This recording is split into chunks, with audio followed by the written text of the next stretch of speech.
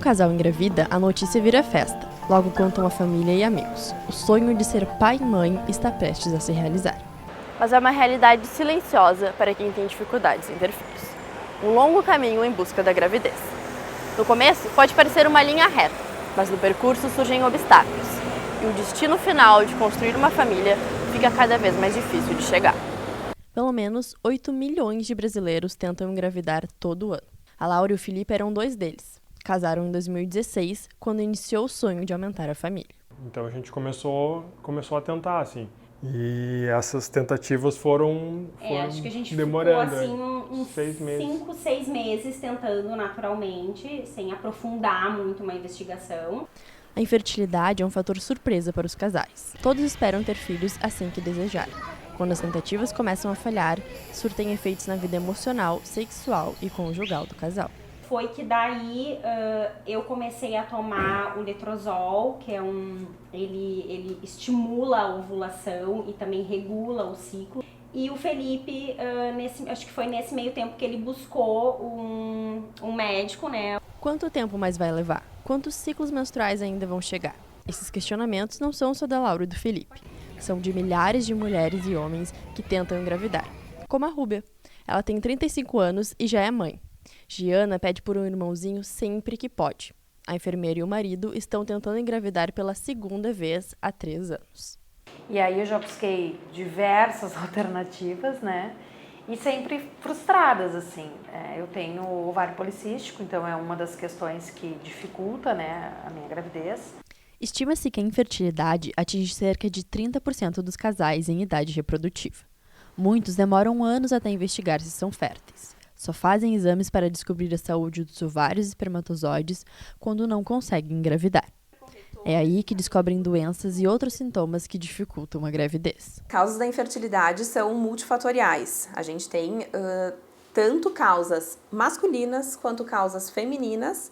E assim também a gente tem casais que têm causas associadas. Aproximadamente aí 50% dos casais têm causas tanto da mulher quanto do homem. A infertilidade pode ser diagnosticada depois de 1 ano de tentativas frequentes do casal em engravidar. A partir desse período, começam as tentativas através de métodos induzidos. Sempre que possível, a gente começa ali de menor complexidade, que é a relação sexual programada, evoluindo para a inseminação intrauterina e, em último degrau ali de complexidade, a fertilização in vitro. A gente começou a fazer um controle, né, então da ovulação. E a gente começou a fazer o coito programado. Eu ia no ginecologista, né, no período ali fértil. Ele fazia um exame transvaginal e via se eu estava ovulando ou quando eu ia ovular. Então ficou aquela situação bem nada natural.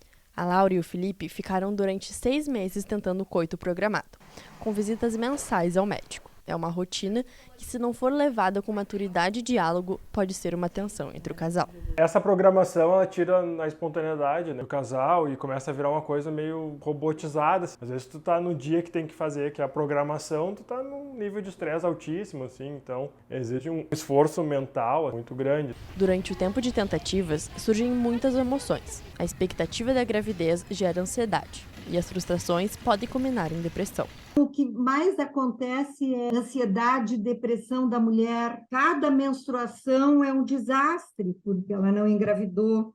É um processo muito doloroso. No último mês, por exemplo, a minha menstruação atrasou 3 dias e eu fiz 5 testes. Então, assim, a gente fica muito ansiosa, né? Então, assim, sofre, né? Durante o processo de tentativas e tratamentos, muitos casais optam por enfrentar esse percurso em silêncio. As perguntas da família e dos amigos se tornam uma sentença. O sentimento de culpa e frustração acusa o casal. É muito difícil das pessoas falarem da emoção que está por trás, né, de não conseguir gerar um filho. E hoje em dia ainda é um assunto que muitos casais, mesmo em terapia, mesmo em acompanhamento, ainda têm muita dificuldade de falar. Não é só a pressão interna para conseguir engravidar que incomoda. A cobrança social é muito forte e muitas vezes cruel. Quando vão chegar os filhos? Não vai me dar um netinho? As questões podem parecer simples para quem pergunta, mas se tornam difíceis de serem respondidas pelos casais. Que aí eles estão justamente nessa luta e aí quando alguém pergunta, isso é como se fosse um gatilho, né? Vai acionar algo neles ali que não tá legal. Então é uma coisa que impacta na tua vida como um todo, assim, na relação com o casal, na relação familiar, porque é uma coisa que tu é cobrada, né? Por exemplo, a minha filha me pede sempre, quando, e parece que é uma coisa que tu é incapaz, né? Que tu não tá conseguindo fazer, então é muito frustrante, né? A espera pela chegada de um filho pode levar a situações completamente desconfortáveis. Um estudo realizado pela Universidade Estadual de Campinas ouviu casais que estejam passando por isso. Os resultados mostraram que 48% dos participantes apresentavam um alto nível de estresse em suas relações sociais. Depois de um ano tentando, daí a gente começou meio a ficar irritado, assim, quando vinham essas perguntas. Assim. Nos incomodava, assim. Que a gente, né, tava numa fase que os amigos começando a engravidar, então é um sentimento bem duplo, assim, do Bill, né? Que a gente se sente muito feliz com a felicidade dos outros, né? Mas ao mesmo tempo isso bate na gente nesse sentido, assim, putz, né? E a gente tá aqui, não tá conseguindo, né? Entre tentativas naturais e programadas, quem enfrenta a infertilidade precisa lidar com sentimentos que ficam cada vez mais tensos. Uma irritabilidade muito grande, uma frustração muito grande, uma raiva que vem, né, com muita força. As pessoas, os casais, enfim, eles tendem a, de alguma forma, querer achar culpados, né? Não, eu me culpava, assim, culpava a situação como um todo. Falei, putz, sabe, por que a gente não começou a tentar antes? Por que a gente não sei o que, sabe? Eu ficava meio que remoendo um passado e situações hipotéticas, assim, que obviamente não é nada saudável, assim. A gente se sente incapaz, né? Aí a gente começa a pensar em tudo. Será que é minha alimentação? Será que se eu fizesse mais atividade física?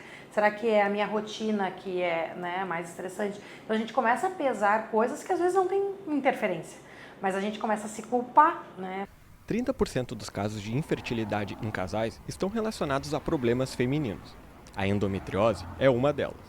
Ela afeta a vida de 8 milhões de mulheres no Brasil e suas causas ainda não foram descobertas pela ciência. E quando eu descobri, assim, a endometriose, foi bem difícil, assim, porque eu pensei, putz, eu causei essa doença, sabe? Porque por esse estresse, assim, e por ela ser uma doença inflamatória, então dali eu já sabia o que era, né, a endometriose, eu sentia, assim, uma culpa. Laura fez uma cirurgia e resolveu o problema, mas o exame de gravidez continuava negativo. Cansados, o casal optou pela fertilização in vitro. Segundo a Anvisa, esse tipo de procedimento cresceu 32% no último ano. Já estava afetando o nosso relacionamento, toda vez que tinha tentativa já estava virando um sacrifício, assim, né? Porque é que nem às vezes o jogador de tênis lá que não está confiante, ele desiste do jogo para não perder. Reprodução assistida tornaria possível a tão sonhada gravidez. Mas a história do casal teve um final feliz ainda antes do esperado. Eu já não estava mais tomando o letrozol e a gente não está nem muito controlando. Não estava nem muito controlando, sabe? Foi um ciclo assim que a gente meio que desopilou e nesse ciclo veio o João Miguel. E nesse ciclo a gente teve o nosso positivo, assim, a gente ficou meio muito felizes, mas ao mesmo tempo foi em julho, assim. E aí... Além de lidar com a pressão social e com os conflitos na relação, casais inférteis ainda precisam enfrentar mais uma barreira: o dinheiro para a realização dos procedimentos, que podem custar até R$20 mil em clínicas privadas. Mesmo existindo alternativas no SUS, o tempo de espera pode impossibilitar o tratamento, que é uma corrida contra o tempo. O que acaba acontecendo é que muitas vezes as pacientes acabam não conseguindo chegar, infelizmente, né, em tempo hábil, porque aí também entra uma questão importante, porque a infertilidade e o tratamento da infertilidade depende muito da idade da mulher. Então, quanto mais jovem ela tiver acesso ao tratamento, melhores são as chances dela conseguir engravidar, né? Então, acaba que, às vezes, pelo SUS, se torna um pouco mais demorado esse tratamento. Pelo SUS, o Hospital Fêmea e o Hospital de Clínicas são os únicos no estado que oferecem reprodução assistida, aguardada em grandes filas de espera. Mesmo na rede pública, o tratamento é para poucos. As barreiras são muito maiores que filas. As mulheres não podem ter mais de 35 anos na data da primeira consulta com o especialista. Casais homoafetivos nem estão incluídos nesses atendimentos, pela ausência de banco de sêmen nas instituições. E mesmo quando os casais conseguem acesso ao tratamento, ainda é necessário arcar com os custos dos medicamentos, que não são cobertos pelo SUS e podem chegar a R$ 9 mil. Em clínicas particulares, a gente tem algumas clínicas que têm, enfim, atendimento pelo convênio, né? Mas os tratamentos em si mesmo, nenhum convênio acaba cobrindo, né? Não está no rol dos convênios aí a parte do tratamento em si.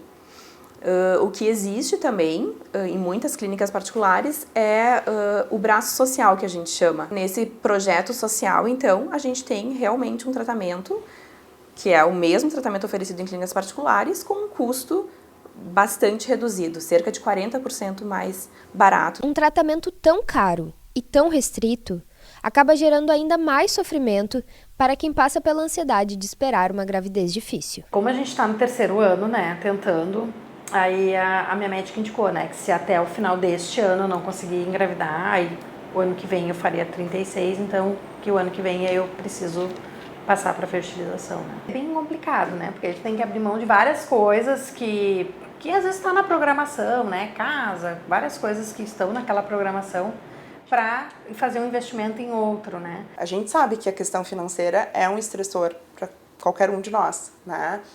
E para esses casais não é diferente. Então, assim, vai gerar um estresse. Então, é importante, sim, que se esteja minimamente organizado para fazer esse tratamento. Tanto o sofrimento psicológico não é capaz de interromper um sonho.